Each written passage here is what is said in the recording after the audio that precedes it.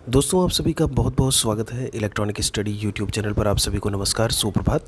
यहाँ पर आज अपने इस वीडियो में हम बात करने वाले हैं एक महत्वपूर्ण सूचना के बारे में। महत्वपूर्ण सूचना, एक नोटिफिकेशन। और नोटिफिकेशन किसकी तरफ से है? Atomic energy education society. यहाँ पर autonomous body under department of atomic energy, government of India. और यहाँ पर रिक्रूटमेंट नोटिस टीजीटी पीजीटी में भर्तियां निकली हैं, पीआरटी में निकली हैं। कंप्यूटर साइंस की अगर हम बात करें, कंप्यूटर इंस्ट्रक्टर की बात करें, उनमें भी भर्तियां जो है वो आपको देखने को मिलेंगी। अगर आपको याद हो, अभी केवीएस में जो मेरा रिक्रूटमेंट हुआ था वो कंप्यूटर इंस्ट्रक्टर के पद पर हुआ था। वो वाली भर्ती भी, वो वाली सीट भी आपको यहाँ पर एटॉमिक एनर्जी एजुकेशन सोसाइटी में देखने को मिलेगी। तो बने रहिएगा हमारे साथ में लास्ट तक, पूरी तरीके से नोटिफिकेशन को, एक एक चीज़ों को नोटिफिकेशन की समझने के लिए। यहाँ पर इनके द्वारा अगर हम एटॉमिक एनर्जी एजुकेशन सोसाइटी की बात करते हैं, जैसे AEES करके बोल देते हैं, तो इनके द्वारा 30 स्कूल चलाए जाते हैं। खैर, यहाँ पर हम जो मुख्य बिंदु हैं उन पर आते हैं। 1/17 पेज का ये नोटिफिकेशन हम आपको अपने टेलीग्राम चैनल इलेक्ट्रॉनिक स्टडी पर भेज देंगे। वहाँ से आप इसे बहुत ही थॉरोली, बहुत ही अच्छी तरीके से एग्जामिन करिएगा, जिससे कि सारी चीज़ें आपको अच्छी तरीके से समझ में आ जाएँ। यहाँ पर सबसे पहले हम बात करेंगे कितनी पोस्ट हैं। तो पोस्ट की संख्या जो है वो आप देख पा रहे होंगे, पोस्ट काफ़ी कम है, 205। टोटल 205 पोस्ट है जिसके लिए आप अप्लाई कर सकते हैं।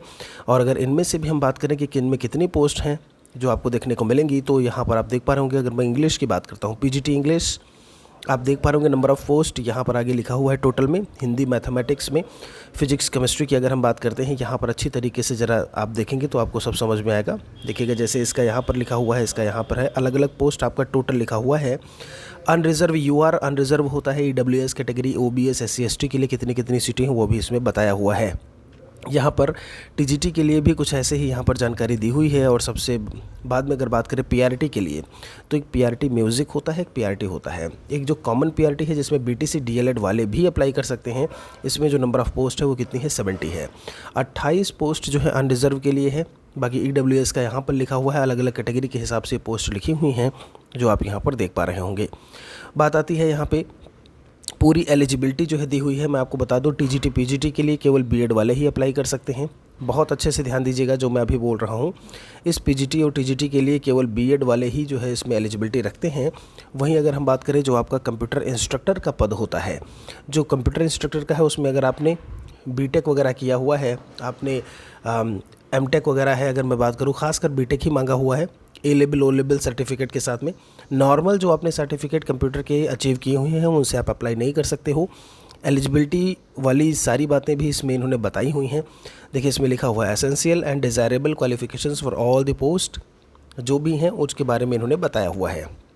ओके, यहाँ पर एक एक चीज़ें जो दी हुई हैं, इसका डिटेल्ड एनालिसिस करने में ज़्यादा समय लगेगा। मैं आपको ओवरऑल ऊपर से बता दिया हूँ कि कितना क्या कुछ है। बीएड स्पेशल एजुकेशन वाले जो है वो अप्लाई नहीं कर सकते हैं। ये जो पीडीएफ है वो मैं भेज दूँगा टेलीग्राम चैनल इलेक्ट्रॉनिक स्टडी पर, वहाँ से आप इसे एनालाइज कर लीजिएगा, देख लीजिएगा। यहाँ पर post working knowledge Hindi is desirable. देखिए, हिंदी डिज़ायरेबल, ये जो स्कूल है वो इंग्लिश में चल रहे होते हैं। मैं आपको बता दूँ, सीबीएसई वाला है, इंग्लिश में चल रहा होता है। तो आपको हिंदी इंग्लिश दोनों ही लैंग्वेज में फ्लुएंसी होनी चाहिए, दोनों ही लैंग्वेज आपको बोलनी आनी चाहिए।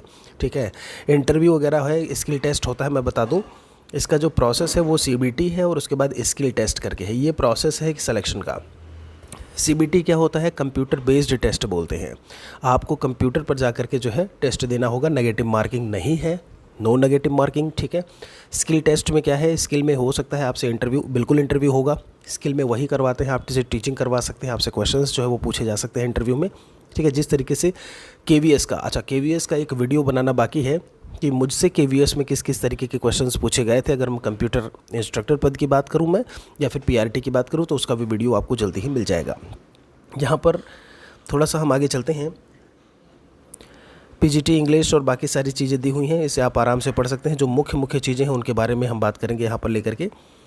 देखिएगा, ये PGT PRT essential qualification PGT के लिए दिया हुआ है। यहाँ पर देखिए पीजीटी कंप्यूटर साइंस का दिया हुआ है कि कंप्यूटर साइंस वाले हैं। देखिए बीटेक करके लिखा हुआ है। आपने अगर एमसीए किया हुआ है, एमएससी किया हुआ है कंप्यूटर साइंस से, तो भी आप अप्लाई कर सकते हो। ठीक है, टीजीटी वगैरह है इसमें। पोस्ट यहाँ पर देखेंगे, पोस्ट ग्रेजुएट टीजेट पीजीटी का हो गया। चलिए, पीजीटी टीजीटी उन सब में एक एक का अलग अलग दिया हुआ है। पोस्ट फॉर प्राइमरी टीचर, देखिए प्राइमरी टीचर में डीएलएड वाले अप्लाई कर सकते हैं।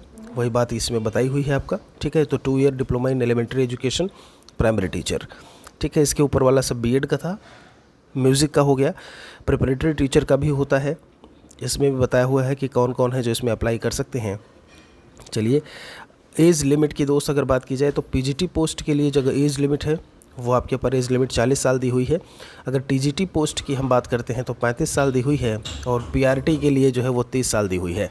ये चीज़ अच्छी तरीके से ध्यान में रखिएगा, जो पोस्ट है वो कितनी कितनी दी हुई है उसके बारे में यहाँ पर इन्होंने जानकारी दी हुई है। एज रिलैक्सेशन में लिखा हुआ है, जो भी आपका एज रिलैक्सेशन होता है वो भी इन्होंने इसमें इंफॉर्मेशन बता दी है या दे दी है। चलिए भाई, स्किल टेस्ट वगैरह जो है वही है आपका, जो मैं इंटरव्यू की बात कर रहा था, इंटरव्यू होता है इसमें। और चलिए आगे बढ़ते हैं थोड़ा सा। इसमें जो मुख्य चीज़ें हैं उन पे हम आते हैं। ये सारी बातें हो गई AWS। इसका फॉर्म को लेकर के अगर हम बात करें, हाउ टू अप्लाई में जा कर के देखिएगा कि आखिर हम अप्लाई कैसे कर सकते हैं। तो एक चीज़ बहुत अच्छे से ध्यान रखिएगा कि कहाँ से जा कर के आपको अप्लाई करना है। तो ये रही वेबसाइट, यही है ऑफिशियल वेबसाइट aees.gov.in। इसी पर जाना है आपको, सारी इन्फॉर्मेशन यहाँ से मिल जाएगी। ये ऑफिशियल नोटिफिकेशन है उसी का, जो आपको मिल जाएगा टेलीग्राम चैनल से, ठीक है। चलिए, कैंडिडेट्स डेट ऑफ बर्थ ये वो, इसमें बहुत अच्छी बात है। डॉक्यूमेंट्स कौन कौन से लगेंगे वो सारी चीज़ें इन्होंने बताई हुई हैं। डिग्री, डिप्लोमा जो भी है आपका। थोड़ा सा आगे बढ़ते हैं यहाँ पे। Application fee and mode of payment, यहाँ पर ज़रा ध्यान दीजिएगा। Candidates are required to remit fee of 750। देखिए 750 रुपये है, कितना 750 है। मैं आपको बता दूं, अगर आप EWS कैटेगरी वाले हैं या फिर अगर जनरल कैटेगरी, SC ST के लिए 0 फीस है। ऑल फीमेल कैटेगरी, जो भी मतलब फीमेल में जो भी कैटेगरीज़ हैं आपकी, OBC SC ST उनके लिए 0 फीस है। किसके लिए? SC ST से हैं तो 0 फीस है आपका।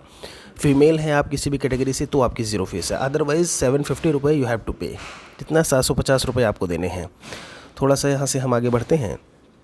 डॉक्यूमेंट्स की बात हो गई, और यहाँ पर मोड ऑफ सिलेक्शन देखिएगा। मोड ऑफ सिलेक्शन में 2 बातें लिखी हुई हैं, performance in CBT and skill test, ठीक है। CBT कंप्यूटर बेस्ड टेस्ट होता है, वो भी इन्होंने यहाँ पर जो है वो इन्फॉर्मेशन दी हुई है, बताया हुआ है।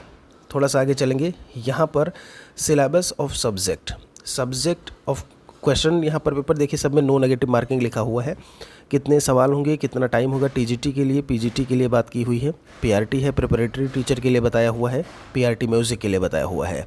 आप इसका एक स्क्रीनशॉट भी यहाँ से निकाल सकते हैं। अभी इस समय आप एक बढ़िया सा स्क्रीनशॉट इसका ले सकते हैं कि ये चारों पोस्टें जो भी हैं अलग अलग, उनके में क्या कुछ आपका रिक्वायरमेंट जो है होगा। ऐसे में या सिलेबस में क्या कुछ चीज़ें आपको देखने को मिलेंगी। इसका सिलेबस मैं अलग से भी बता दूंगा एक वीडियो में कि उसके अंदर में क्या कुछ चीज़ें आपसे जो है वो पूछी जा सकती हैं।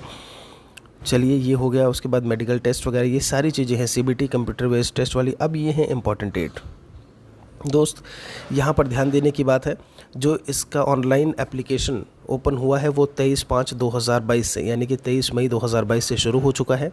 लास्ट डेट जो है वो आपका कब है, यहाँ पर आप अच्छी तरीके से देख पा रहे होंगे, 12/6/2022, 12 जून 2022 लास्ट है। यहाँ पर फीस की पेमेंट का भी 12/6/2022 ही है। और start date of downloading hall या एडमिट कार्ड की अगर हम बात करें तो ये वेबसाइट पर बताया जाएगा। जो डेट है CBT का यानी कंप्यूटर बेस्ड टेस्ट का, यानी कि एग्जामिनेशन डेट, वो भी अभी वेबसाइट पर आएगी, बताया नहीं गया है। और डिस्प्ले ऑफ टेंटेटिव आंसर की कब आएगा वो बताया हुआ है। और बाकी यहाँ पर अदर इन्फॉर्मेशन दी हुई है। तो जो महत्वपूर्ण चीज़ है वो आपके लिए क्या है, स्टार्ट डेट और एंड डेट। यहाँ पर बहुत अच्छे से ध्यान से सुनिएगा। 23 से शुरू हो चुका है, 12 जो है इसकी लास्ट डेट है, तो आप यहाँ पर अप्लाई कर सकते हैं। हम एक वीडियो में आपको ये भी बताएंगे कि आपने BTC DLED किया हुआ है या BEd किया हुआ है तो उसके बाद आप किन किन एरियाज़ में कहाँ पे आप अप्लाई कर सकते हैं, आपको पता भी नहीं चलता और वैकेंसीज आके चली जाती हैं। सबसे बड़ी बात ये होती है, आप सोचते हो कम पोस्ट है क्यों अप्लाई करें, और यही सोच करके आप अप्लाई नहीं करते हो, और ऐसे में आप समझ रहे हैं तो कहीं ना कहीं आपको ऐसे में जो मौका है वो मिलते रहना चाहिए। आप अप्लाई करते रहिए। कोई और सवाल है तो कमेंट सेक्शन में आप हमारे लिए ज़रूर मेंशन करें। मिलते हैं आपसे एक और वीडियो के साथ में। बहुत बहुत शुक्रिया आप सभी का। वीडियो को शेयर आप ज़रूर कर दीजिएगा अपने दोस्तों सहपाठियों के साथ में। आप सभी को नमस्कार।